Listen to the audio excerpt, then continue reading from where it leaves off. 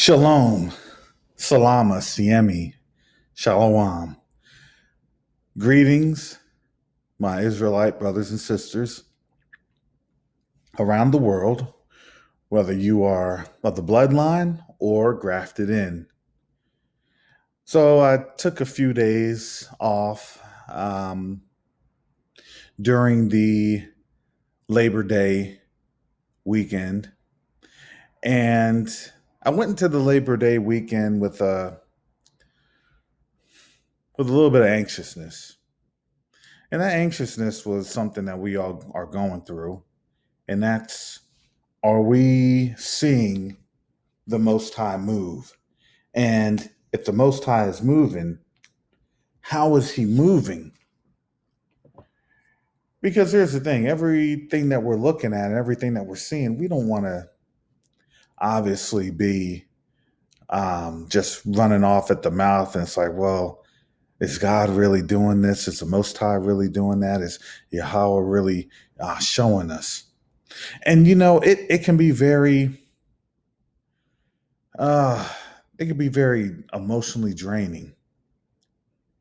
And see, the emotional part of this is because we see all the things happening to us. We see a Jacob Blake, we see a Mr. Prude there in Rochester. But you have to understand it's many, many, many more. Those are just the ones that they tell us. So when we are looking at the whole picture, it's hard to notice what's actually not happening to us specifically. And you start to lose track that we're actually not the ones going through judgment. And so let me kind of caveat that. Yes, do our young men and women, are they being killed in the land of our captivity? Absolutely. But you have to understand, see, as our captivity is ending, their judgment is actually beginning. And see, we have to understand that this judgment is actually a process to where it's tiered and it's leveled. And there's multiple layers that's assigned to that. And so for me, I always ask the Most High, I always ask God, I'm like, listen, Father, if this thing is actually going, then when can we get up and out of here? And when can we move? And when can we go? And I believe in my spirit. The Most High says, you have to wait. You have to watch. You have to see. Because you have to understand, even though we'll get thrown off track with the distractions, we have to understand what the main objectives are that the Most High wants us to see. And so in this message, I'll put on up some scriptures that will show and kind of highlight where those objectives are. And not only what we're seeing, but we'll also look at how and where those things have to go. So if you have obviously clicked on this message, it's titled A Cold Civil War. And I have a question about that. What does a cold civil war look like? See, to kind of understand that, we have to look into where we came from in the 2016 election to where we're at right now. See, 2016 was the buildup to where we're at. And you saw the ominous warning signs and things with racism and some other bigotry that was on the horizon. And so you always have to understand there's always some peripheral or satellite functions that are occurring at the same time of our oppression. And when you start to actually understand that and you start to really get the idea of what is going on, then you can begin to put the dots together and you can start seeing how two and two falls into place. So, coming off of the elections in 2017, you had outrage about police brutality. And so that police brutality was going on um, at that time. But then you kind of saw the drop off for just a few months. It wasn't really a drop off. It was a more of a masking of the problem set. And then in 2017, you saw Charlottesville in August. And then in 2018, you had, everybody still condemning Charlottesville. And you had another uptick of police brutality and crimes being committed in 2018, September, with Botham Jean. So Botham Jean was actually interesting because Botham Jean brought up the topic of reparations. So we started to understand, okay, we need to be repaired because now we're starting to begin. There's a talk of HR 1242. We've always been saying the reparations thing, and we understood, look, reparations was something they were going to give us no matter what, because that's in the Word. That's the Bible. But we also had an understanding that there's a lot more people that were waking up at that time. So 2019 comes around. Reparations. And it's not going away. People are being chased down at campaign events. I know with Biden and Senator Warren, Senator Kamala, they were given their takes, but we knew that they weren't going to budge because in our captivity, it sounded good, but it wasn't meant as a moniker of change, if you can kind of digest that. It was meant that there was some sort of a rallying cry, there's some sort of a humdrum that for almost 400 years we're seeing that. And then you get the 400-year campaign going on, and then you actually have a hearing in Capitol Hill or on Capitol Hill about reparations, and then you saw the the handpicked on your knees grows that were there to promote the idea that we didn't need reparations and that it's we're good and the system works for us and everything else. So it's funny. Think about this. The idea was to denigrate that we didn't need reparations and that the system was working. That was in 2019 June. 9 months later, you had COVID-19. And then you're starting to see the system didn't work. Not even a year to that date, the system had broken down. Because you had to understand what was going on was the economy. The economy began to buckle. And if anyone knows how civil war happens, you have an insurgency. So you got to understand that insurgency actually started in 2017. It was a 3-year insurgency. That was Antifa. See, so Antifa, a lot of people didn't like the tactics. I'm not an Antifa fan by any means. It's just another left wing white supremacist fighting a right wing white supremacist. But the whole idea is that they're fighting over us. See, the problem was they know they have a problem. Do I stick with trying to save this country in the conservative route that black people remain on the bottom, and we promote that? That's where their position will be forever.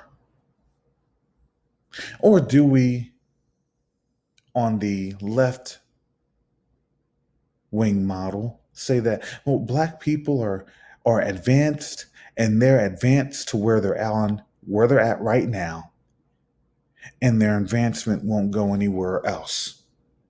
So we'll continue to allow them to kind of work within the parameters of where and how we've had them. And we'll go and continue that status quo. See, the problem is, if you really look at this, none of those viewpoints favor us. As a people, it doesn't favor us at all. But the problem that we have is that that's what our choices are in this election season. So getting back to when I had my son over and then I had my kids over. So on Thursday and Friday, you could see kind of in the stock market, there were some fluctuations happening. And so I told my son, I said, look, pay attention. Pay attention to what you're seeing and how the market's reacting. Because I look at indices. I look at the indices. I look at, the overall performance. See, if you've actually noticed over the last 3 to 4 years, a lot of the 13 major components, they're all messed up. They're all messed up. And you would actually recognize that we had always been kind of in a recession since 2008. Now, how did we stay afloat? Well, we had minor injects into the stock market. And those minor injections into the stock market allowed the stock market to have a residual growth. It was not growing, it just looked like it was growing. That's like saying, look, I'm getting strong because I'm on steroids, but I'm not really pumping enough iron to show that I'm getting strong. I'm getting big because I'm eating, but I'm not eating very healthy. So my weight has picked up even though I'm eating crap. So like Pizza Hut, Papa John's, Popeye's chicken, because the gourmet meals are a little more pricey. I'm not able to eat my Fit for Life meals or go to Sprouts or whatever farmers markets you may have, chains that you may have throughout the nation or the world.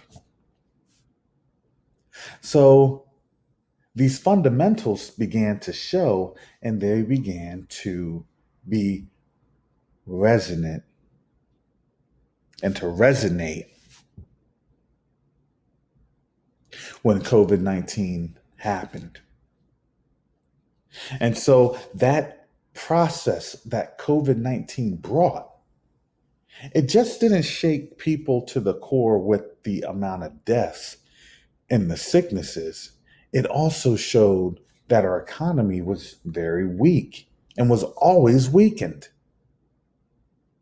But you have to understand, when you know that you have a weak economy, you have to always say,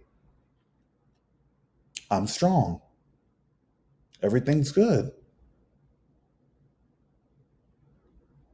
Because you have to put on the front. This is what America has always been known for. You have to put on the front. You have to show everything is good.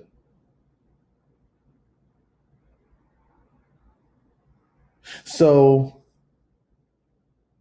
during this time frame, COVID-19, you had people at home, you had people online, you had people showing, hey, listen, 400 years, this nation's being judged.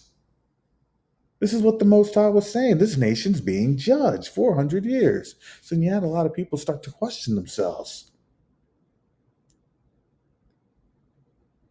No, this nation isn't being judged. No, no, I doubt it. Uh, um, I can't see it. Um, no. So then the more we were going into it, the more that we were giving examples. Hey, this is also what's happening. This is also what's occurring. And then it becomes, well, no, I still don't believe it. I won't believe it. And that process is a hardened heart. That's the process. And see, as for a lot of the Israelites under the bloodline, their hearts began to be more amenable because they began to actually understand, oh, this does make sense. And then everyone else started to harden their hearts because it doesn't make sense. And they know that if it doesn't make sense to me, I have to fight what's being said.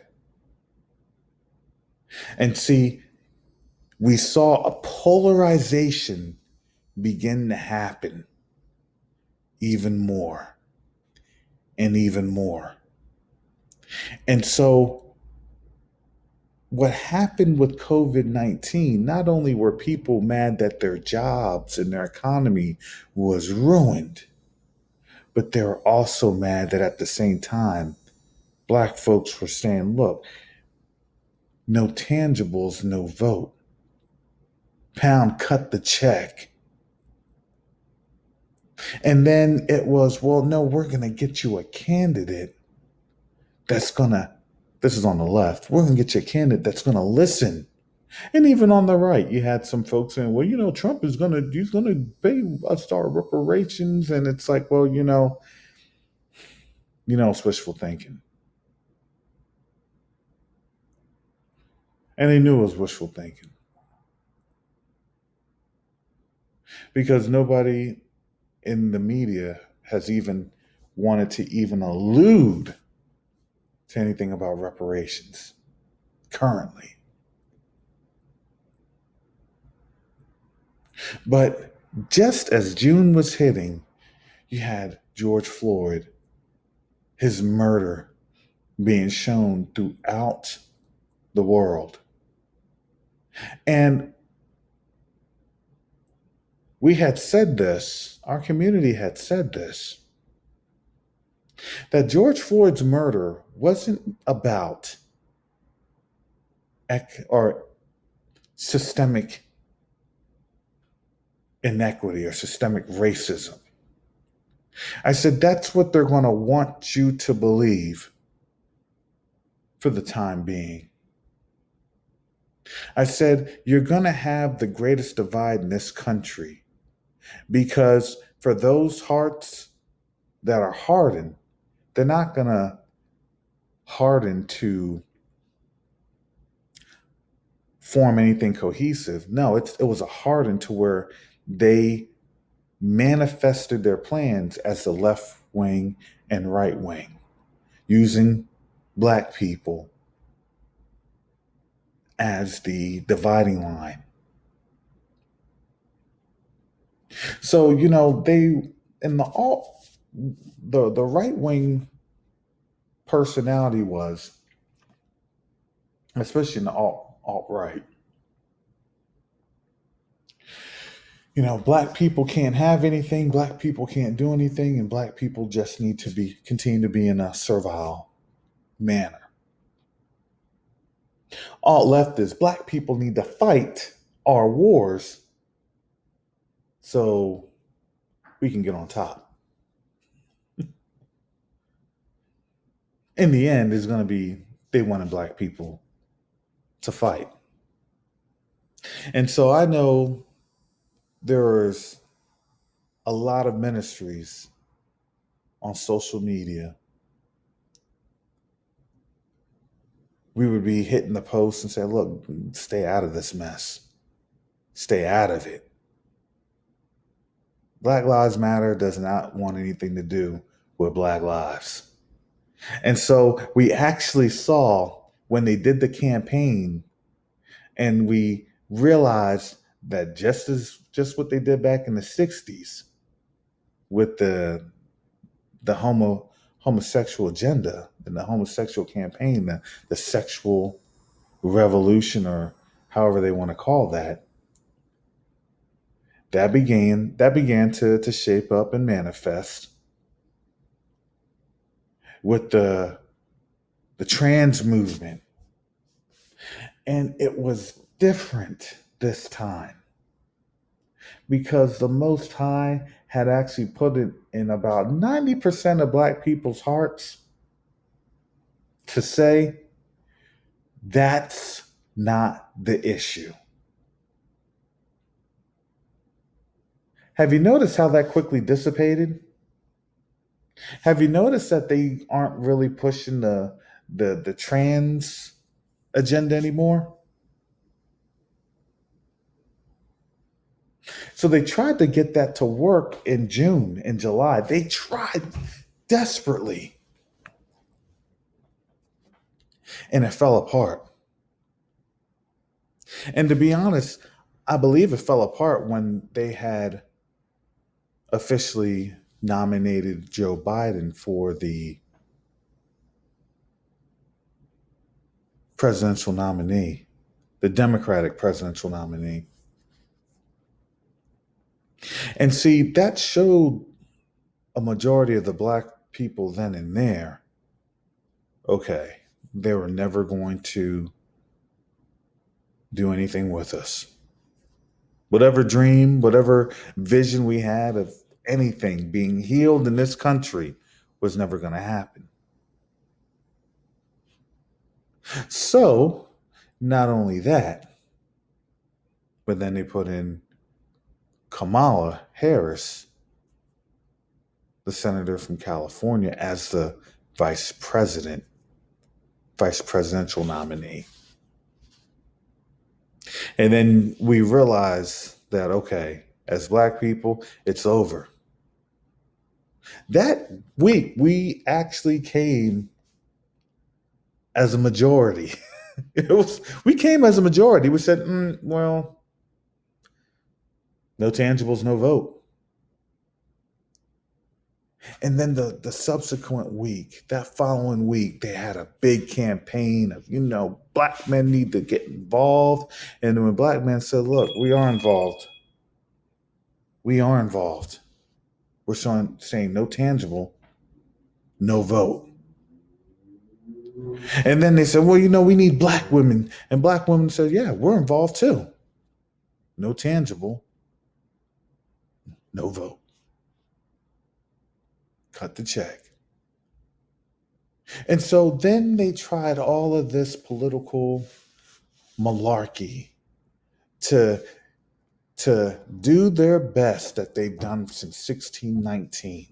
And that was to to play black men against black women as another form of political Willie Lynch. And amazingly,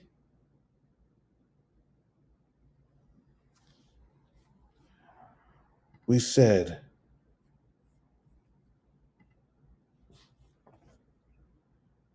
that's not going to work this time. And we told them, look, you better have a black agenda. You better have tangibles. You better have reparations. And it was funny that we started to hear stories come on out. Well, reparations would be about over $1 million. Then you heard something from Ti. Oh, I'm trying to do a deal with Lloyd's of London. Which, has anybody heard anything else? Nope. And then you had black quote unquote militancy. Oh my goodness, they're mobilizing. Here they come.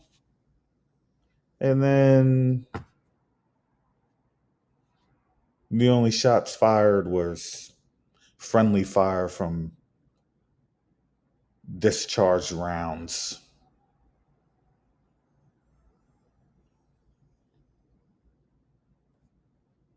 And that was it. Because you understood, okay, the narrative is I will try to control everything because you're still in the land of your captivity. I'm going to control, and I'm going to control some more.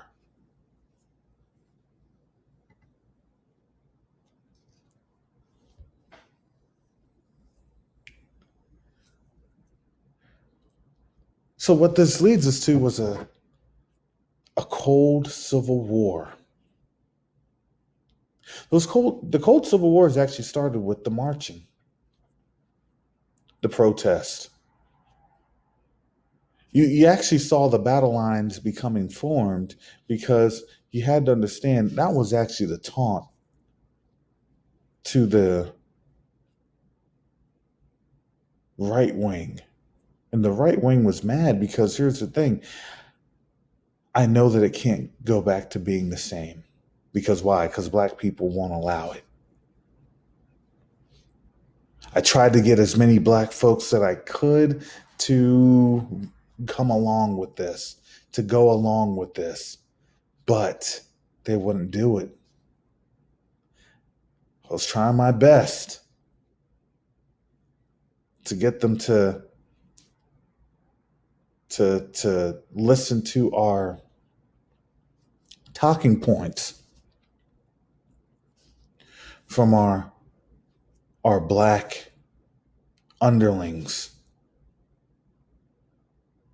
our paid performance, and they couldn't deliver.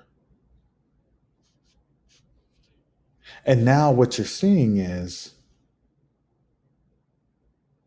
if you hadn't noticed just recently, Trump is saying, we got to vote. We got to make sure that the vote's being maintained because his mail-in ballot and all this other stuff can't be as successful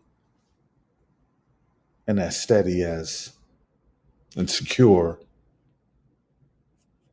as it had been because of COVID-19. So now, you need to make sure and be aware that you're at the polling stations, ensuring that they're doing their job. So on the flip side, then now the left wing is going to say, look, we need to get these black folks on out here to vote. We need to do, a big campaign to say why voting is good for you and what's it's done, how this thing has helped, and being involved in a system that hasn't done anything for you since 1619. Yeah, we came off the plantation only to get right back on to just being wanderers, to just being maligned economically, socially.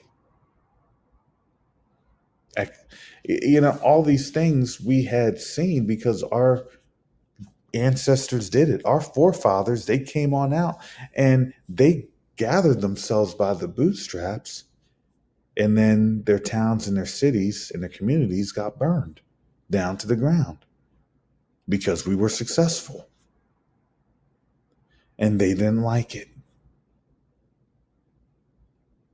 because that success is always a threat. And so we integrated, as Martin Luther King had said, into a burning house because we were always going to burn on up. And this country was always going to burn on up, but we didn't choose to stay outside. And now the funny thing is, after 60 years, almost 50 years, we're deciding, okay, it's time to stay outside. We're not going to be a part of this burning house. We've told them our demands, we told them reparations, and now we told them what we're going to do. And that's sit on my couch and see all this stuff crumble. Because you got to remember, everybody's setting up for their narrative of why we didn't participate. See, the right wing will say, well, the black folks didn't participate because, Joe Biden was trying to promote all of this LGBT nonsense that just wasn't in the black community. And then they'll state the facts. They'll provide all the facts. They'll break down the facts. Hey, we only are 97% of us don't agree with that lifestyle. And we never had. We understood and have always understood the destructive influence of it. And now they're understanding that destructive influence, which is making them fight. Because they're literally going to be entering an apartheid generation when they're a minority trying to control the majority because of what they had accepted. And that's not what the Bible accepts. And then on the left wing side, see, it was the Republicans. They didn't want to have black folks come to the poll, and that's what happened. So that's why we lost. Or, they're already beginning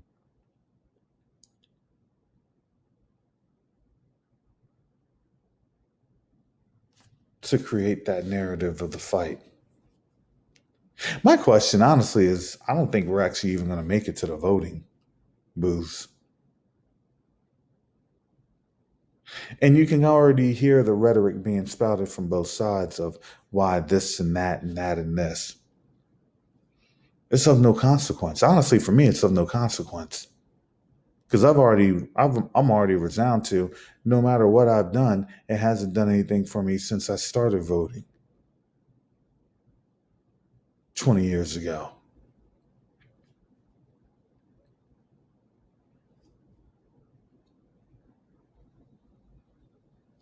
Nothing's improved. Nothing's gotten better. And it felt as though they were trying to make it appear as though it was getting better, but then they just couldn't hold up appearances. Look, Donald Trump came along and they're like, okay, we can finally take the mask off. I can breathe again. I can take the facade off. But they didn't understand. Here comes something else out of the woodwork. See, they don't realize, a lot of folks don't realize when you're getting judged and you're seeing judgment, there are always scriptures that kind of back up how things are happening. Because see, here's the funny thing. A large majority of black people are starting to realize we're the people. And if we're the people, then we're seeing all this stuff come into play. Okay. And if we're seeing this stuff come into play, then, oh, yeah, there's going to be things happening that's not going to be from any of us. That's the main thing that they're scared of is, well, if black people don't participate, then they're going to mobilize. And if they mobilize, they're going to outward fight us. And if they fight us, we're going to lose. And we're saying, look, we're not going to do anything. Because guess what? We know who our God is. And when he shows up, he's going to show up. And here's some scriptures to that. We're to be still. Jeremiah 15:51. This is it. We're seeing it. We're starting to see Isaiah 60 starting to shape up. We're seeing it.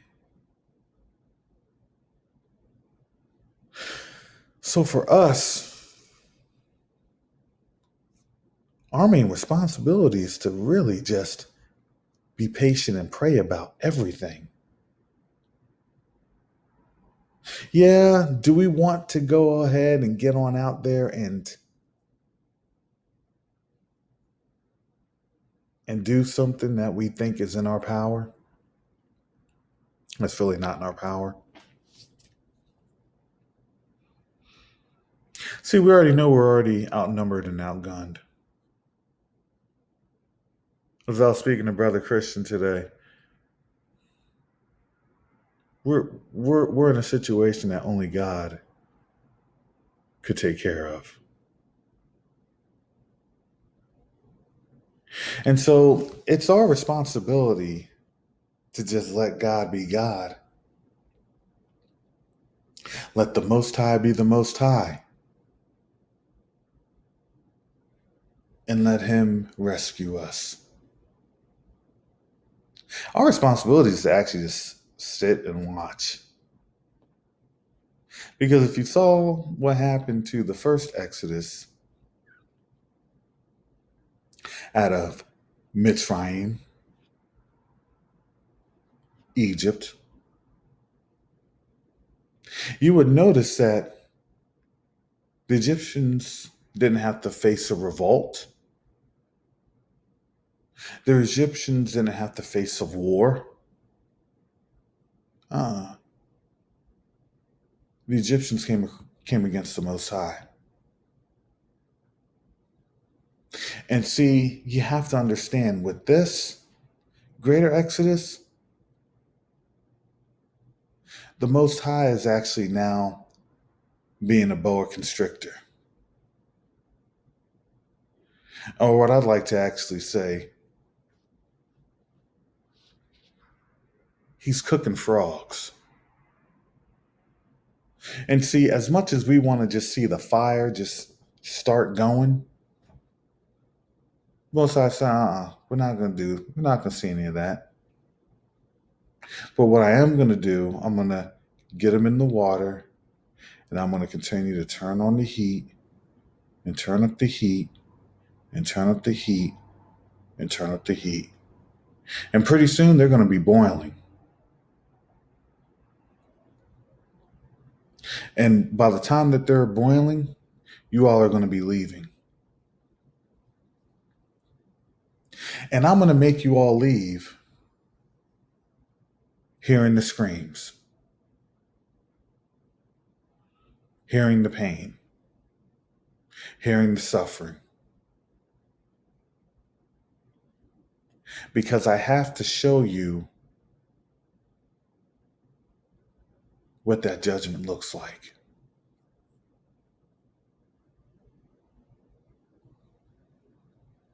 See, I always read the scriptures. And I know that the scriptures talks about we're in love with this place. We're in love with Babylon. Doc Rivers said it the best. We're in love with a country that doesn't love us. But you have to understand, God is now separating, He's now tearing apart our love for this place.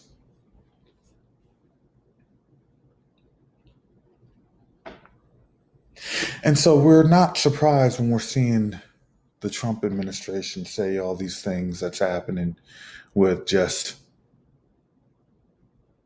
basic history of Black people or Israelites here in America.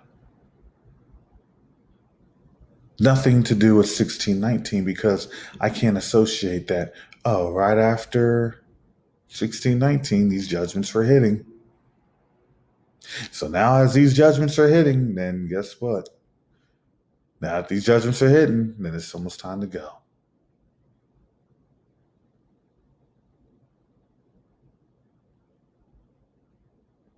So, see, for us, we're no longer in our fear. And if we're no longer in our fear, then we're no longer wanting to be led in ignorance. And since we're not wanting to be led in ignorance and we're seeking out the truth, we're understanding what's happening. See, our roar, it went worldwide. And now you see the other Gentile nations starting to gear up. You see all these things starting to happen, all these wars beginning to be fomented and spread.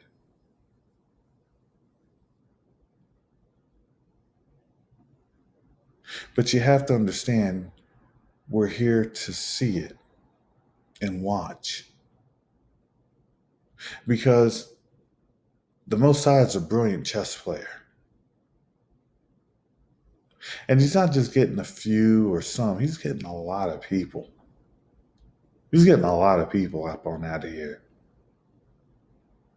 Many, many people. And that many means millions.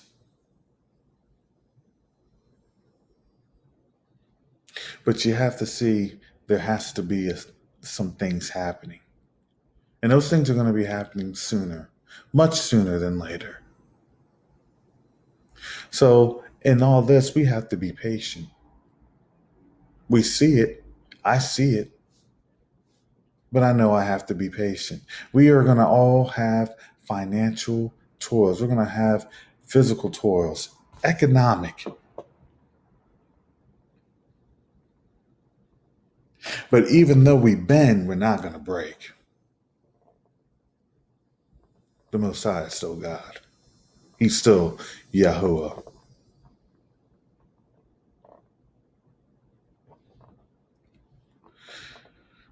So if you like the content, please like, share, and subscribe. Also visit us at covenantawakenings.com. And I also have a Patreon and CashApp that's going to be listed in the description below. And in the description below, I do have HebrewSphere.com, where I'm very, very active in that. And that's a good point to discuss things that are very relevant to who we are. So with that, family, shalom, salama, shalom, siemi, peace and blessings, Israel.